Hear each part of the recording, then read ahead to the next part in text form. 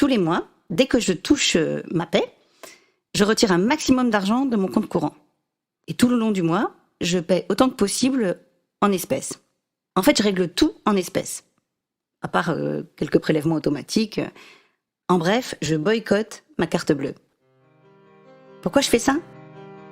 Il y a 3 millions de gens qui sont dans la rue avec leur machin. Ces 3 millions de gens, ils vont à la banque, ils retirent leur argent et les banques s'écroulent.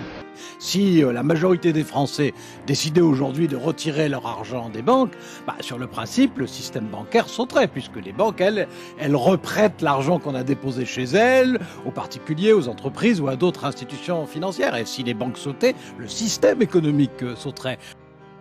Aujourd'hui, 26 milliardaires détiennent la moitié de l'argent sur Terre. Et la fortune des plus riches ne cesse d'augmenter, au détriment des plus pauvres. Comment le fruit de notre travail se retrouve dans la poche des magnats de la finance ? Et surtout, pourquoi continuons-nous de leur donner notre argent, en le stockant dans des banques qui vont le placer, l'investir, l'utiliser pour leur profit à nos dépens ? Plus nous retirons d'argent des banques, moins les financiers ont de pouvoir. En nous attaquant au nerf de la guerre, nous nous rebellons sans violence. Retirer notre argent à très grande échelle pourrait remettre en question tout le système économique que nous subissons. Ouais, mais il n'y a aucune chance qu'on arrive à renverser les banksters, vous allez me dire. Peut-être. Mais si on est assez nombreux, et surtout si on s'y tient, sur le long terme, ça aura un impact. C'est pour ça qu'il faut que tout le monde partage cette vidéo et s'engage au moins à essayer.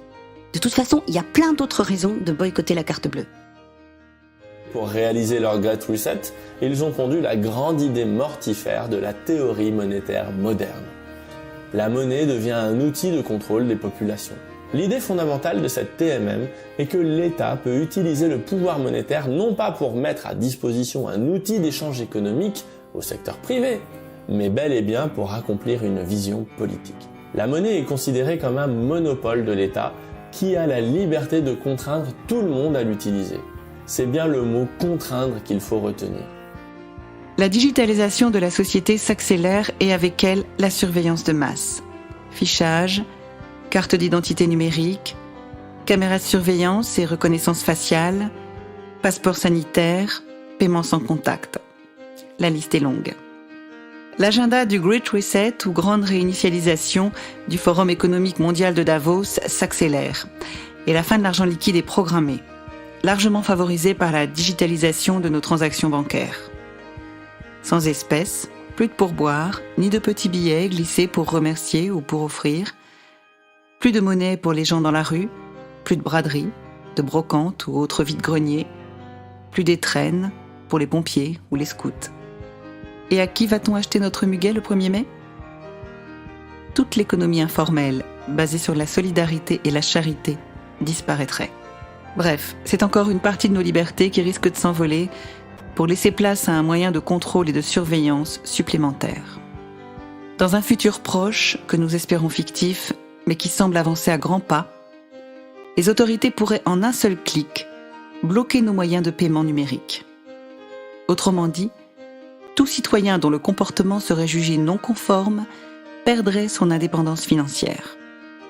Associé à la surveillance de masse, cela sonnerait le glas de nos libertés individuelles et le début d'un système de contrôle social calqué sur le modèle chinois.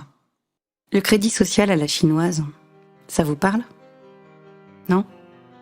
Alors il faut aller regarder ça de plus près. Ça fait froid dans le dos.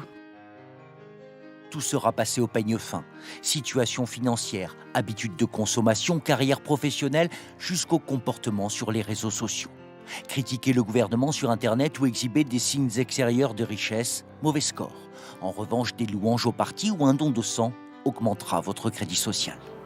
Un journaliste, Liu Ru, il se serait approché d'un peu trop près des affaires de corruption de hauts responsables du parti.